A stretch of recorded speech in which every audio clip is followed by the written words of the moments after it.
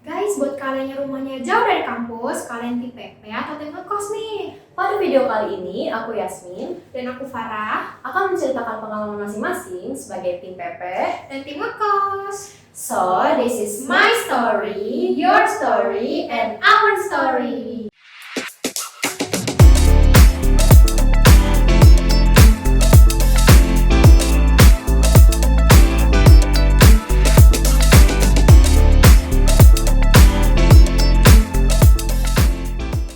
Setelah lolos di ilmu komunikasi UPNPJ, hal pertama yang aku pikirkan adalah bagaimana rute dan transportasi untuk menuju ke sana. Karena sebelumnya aku tidak pernah mempertimbangkan soal itu. Akhirnya aku dan kakakku pergi survei dengan mengendarai motor. Ternyata jaraknya lumayan jauh, sekitar 20 km dari rumah. Selanjutnya terpikirkan olehku untuk mencoba transportasi umum. Oleh karena itu, beberapa hari kemudian, aku dan ayahku pergi survei lagi.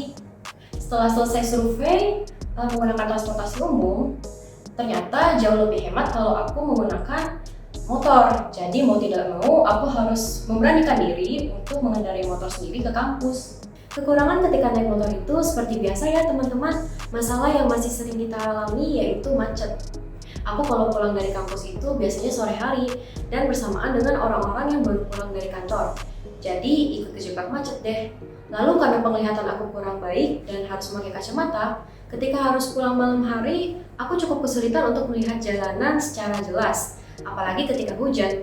Saat hujan pun jalanan jadi sedikit licin.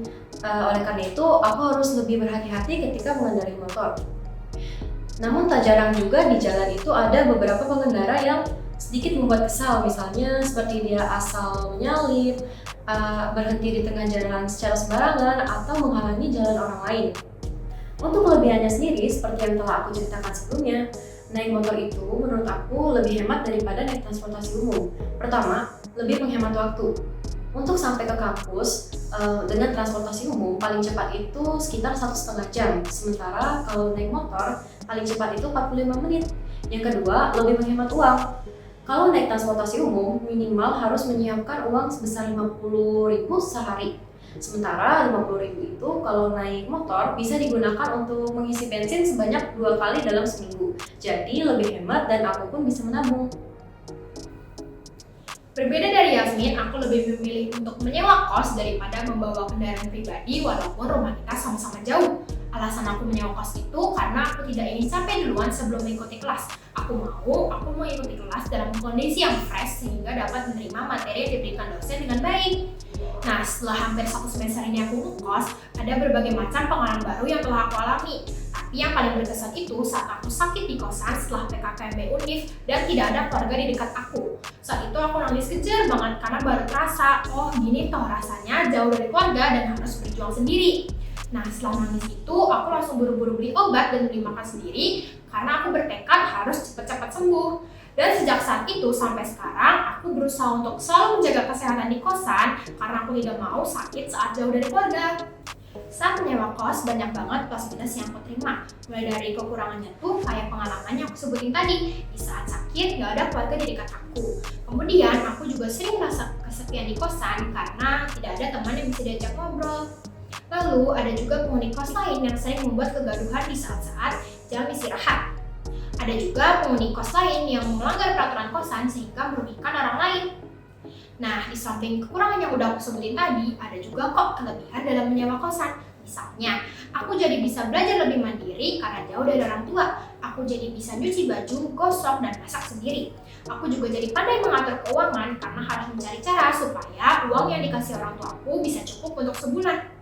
Lalu jarak dari kosan ke kampus juga tidak terlalu jauh, sehingga aku tidak perlu mengeluarkan uang lagi untuk transportasi umum. Aku juga jadi hafal rute-rute transportasi umum di sekitar kampus dan kos. Pokoknya ngekos tuh enak banget deh. Nah, sekarang ini kita sudah hampir 1 semester ya, Ra, kuliah. Betul banget tuh, Min. Kira-kira ada perubahan nggak sih dari diri kita masing-masing?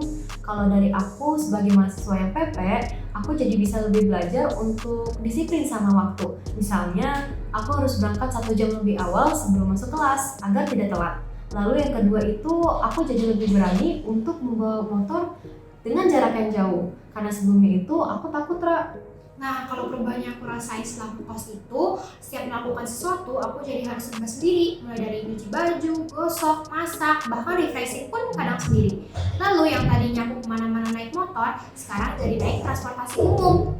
Nah, walaupun pilihan kita berbeda, tapi kita bisa saling timbal balik loh, Yasmin. Misalnya nih, waktu kamu capek sehabis kelas, kamu bisa istirahat dulu di kosan aku.